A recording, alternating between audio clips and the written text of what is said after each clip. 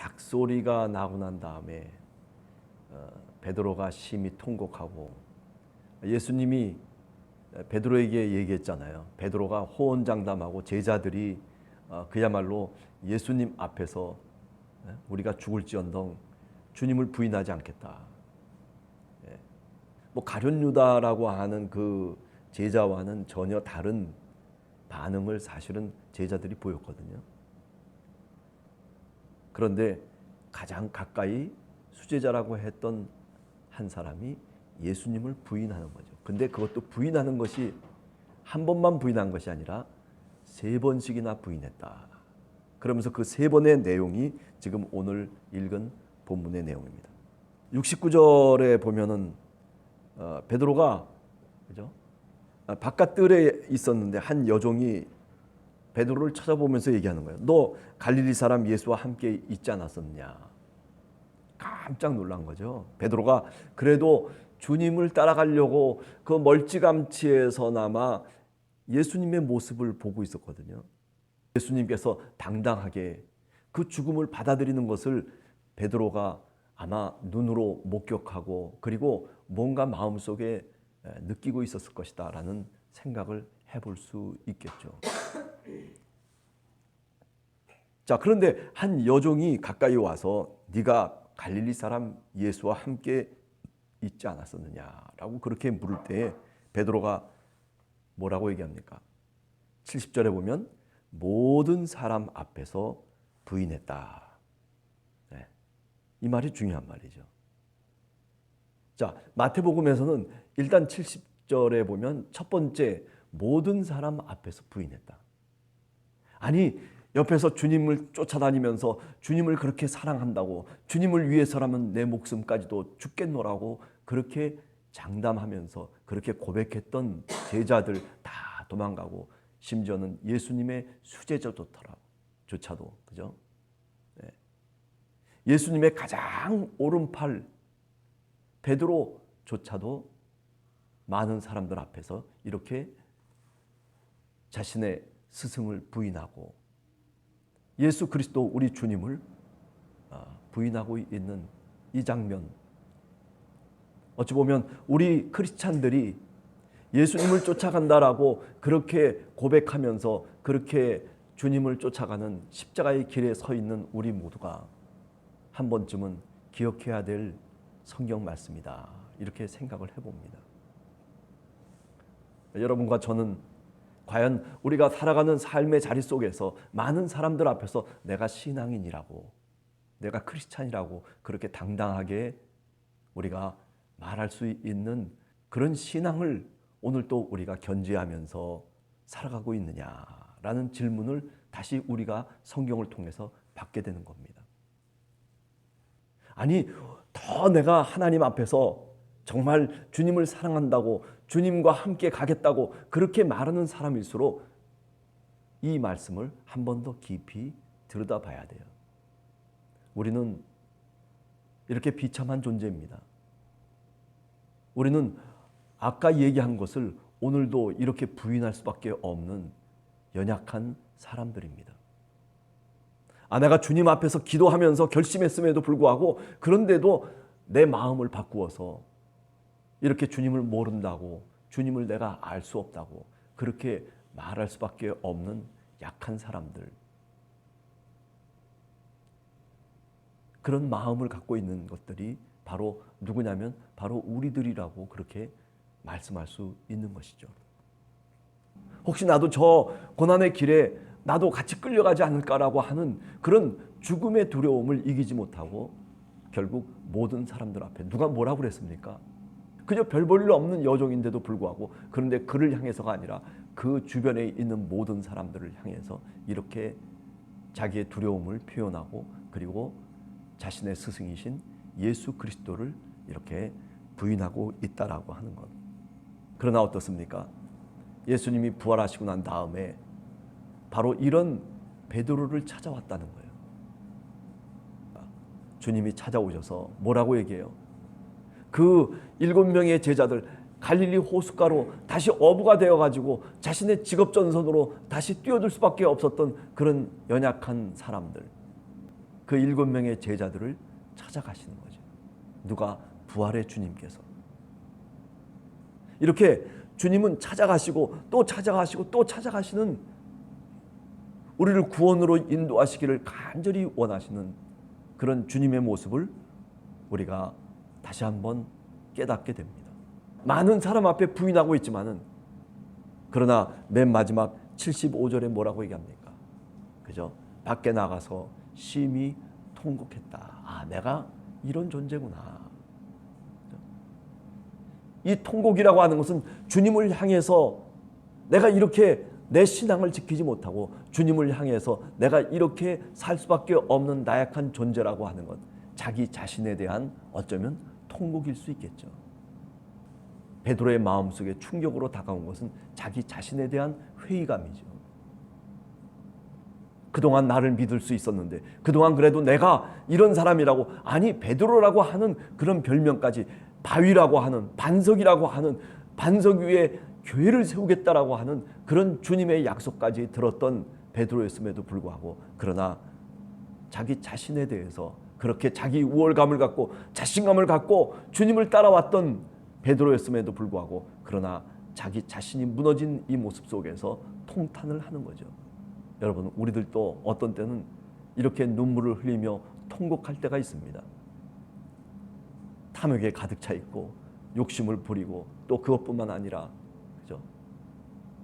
용서하지 못하고, 그저 한 사람을 미워하면 그저 그 미움을 버리지 못하고, 그리고 마음속에 꾸깃꾸깃 그 미움을 저 구석 속에다가 집어넣고, 그래서 그것을 꺼내지 못하는 우리들의 나약함.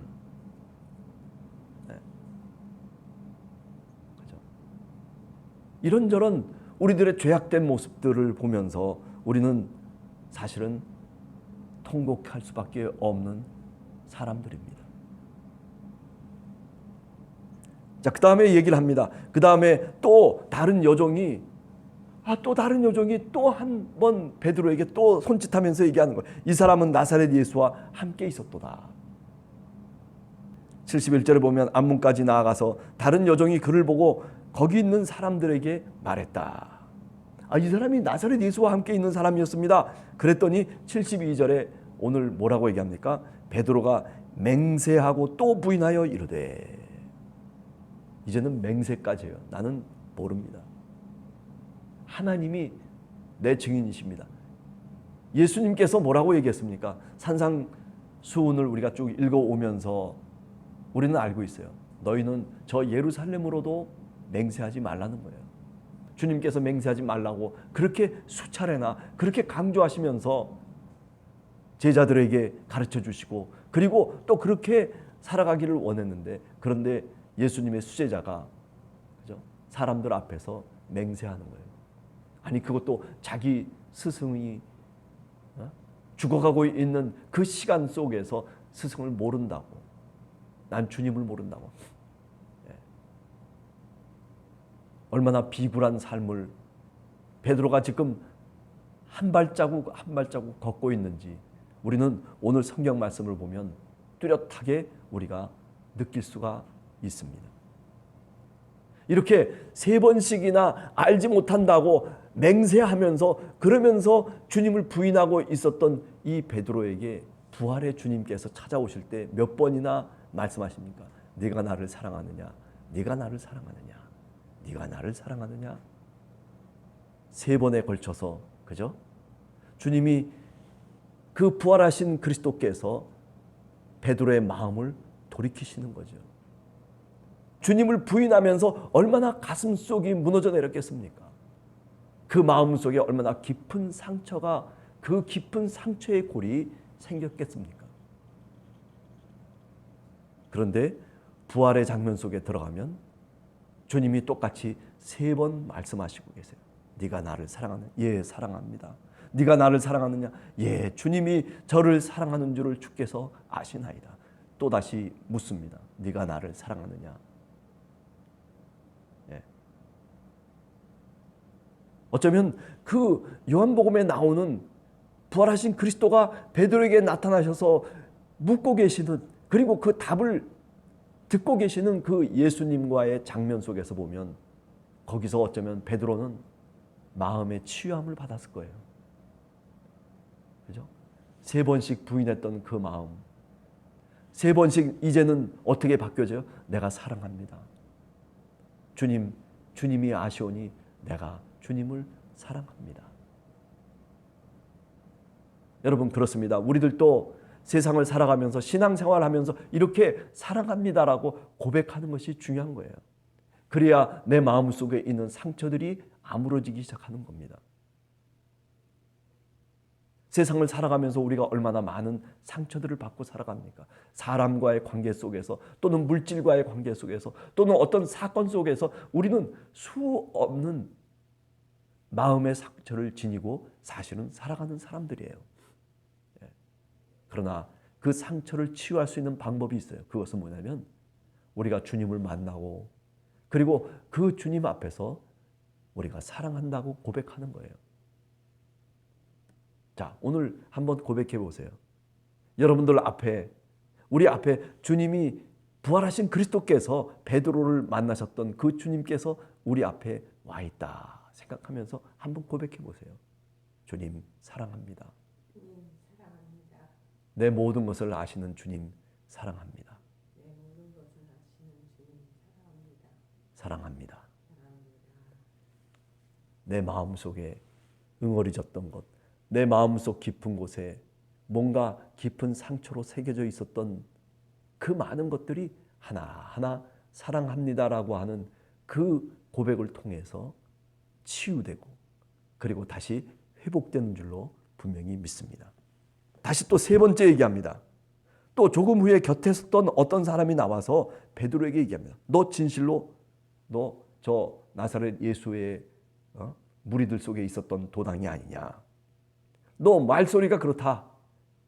갈릴리 사람들의 억양이 있거든요. 우리가 옛날에 그 김영삼 대통령 웃기는 얘기 하나 있잖아요. 경주에 가서 선거 유세를 하면서 하는데 경주를 관광의 도시로 만들겠습니다. 그렇게 이야기하면서 뭐라고 얘기했어요? 관광이 아니라 강간이라고 하는 말로. 그래가지고 또 많은 사람들의 입에 오르내렸던 그 사투리죠, 사투리. 그죠? 이 베드로도 갈릴리 사람이었기 때문에 예루살렘 사람들과는 다른 사투리를 쓰는 거예요. 갈릴리 사투리가 있거든요. 그 갈릴리 사투리를 쓰니까 그 억양을 들으면서 너 바로 갈릴리 나사렛 도당, 바로 그 사람과 같이 있었던 무리가 아니냐. 너 말소리가 그런데 이렇게 얘기를 하니까 또 뭐라고 그래요? 74절에 보면 마지막 3번째, 이제는 저주를 하면서 맹세를 해요. 아니 그냥 맹세하면서 부인하면 되는 건데, 근데 어떻게 해요? 저주를 이제는 하는 거예요. 그죠? 저는 오늘 이 장면을 통해서 주님의 마음을 생각합니다. 얼마나 가슴이 아프셨을까. 아니 하늘에 계신 하나님께서 이 베드로를 바라보면서 얼마나 정말 힘들어 하셨을까. 주님은 지금 십자가의 길을 가고, 그리고 지금 죽음을 향해서 바로 앞으로 나가고 있는데도 불구하고, 그런데 한편에서 제자들은 아니 베드로는 이렇게 저주하면서 맹세하면서 모른다고 그러고 알지 못하노라고. 사실은 베드로의 아픔보다도, 베드로가 탄식하는 것보다도 어쩌면 우리 주님께서 더 탄식하시고 더 가슴 아파하시고 더 마음속에 슬픔과 눈물을 흘렸을 것이라고 그렇게 생각해 보게 됩니다. 자, 그럼에도 불구하고 가룟 유다와 베드로의 차이점이 뭘까요? 그것은 바로 양심의 소리를 듣고 있다는 거죠. 주님을 저주하고 맹세하고 모른다고 그렇게 많은 사람 앞에서 공표하고 난 다음에 곧바로 뭐라고 얘기합니까? 닭이 울었다. 참 재미난 얘기죠. 닭이 울었다.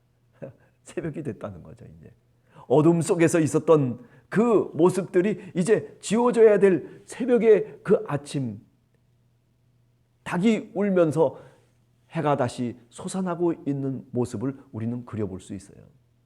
그런 면에서 마태복음은 어쩌면 이 닭이 울었다라고 하는 이 말 한마디 속에 베드로의 미래를 얘기하고 있는 겁니다. 그래요. 우리들도 어떤 때는 이렇게 어둠 속에서 살았던 사람들이에요. 그러나 늘 이 어둠이 거치고 나면 아니 새벽이 다시 돌아온다라고 하는 것을 우리는 늘 깨닫게 됩니다.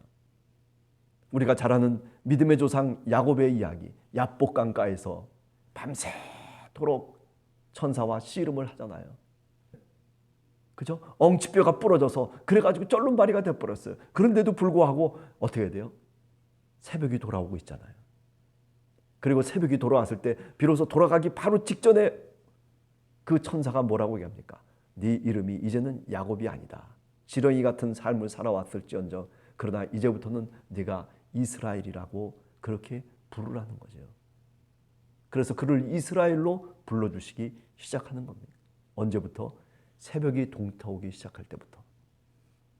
이제 이 베드로, 그래요. 이 밤중을 정말 치욕적인 밤중, 죄악과 그리고 자신이 파괴되고 무너져버리고 마는 그런 밤중의 일들을 겪으면서 여기까지 왔지만 그러나 베드로에게는 뭐가 있어요? 새벽이 있어요.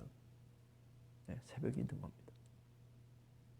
오늘 우리들 모두도 그래요. 우리들에게도 새벽이 있는 줄로 믿습니다.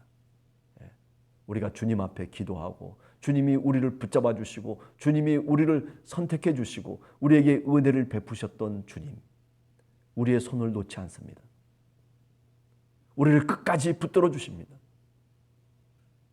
우리가 어떤 죽음의 골짜기를 다닌다 할지라도 우리가 시편 23편 말씀처럼 그가 지팡이가 되시고 막대기가 되셔서 우리의 목자가 되셔서 우리를 죽음의 골짜기 속에서도 우리를 끝까지 찾아오셔서 붙들어 주시는 주님, 베드로를 그렇게 주님께서 붙들어 주신 것이죠.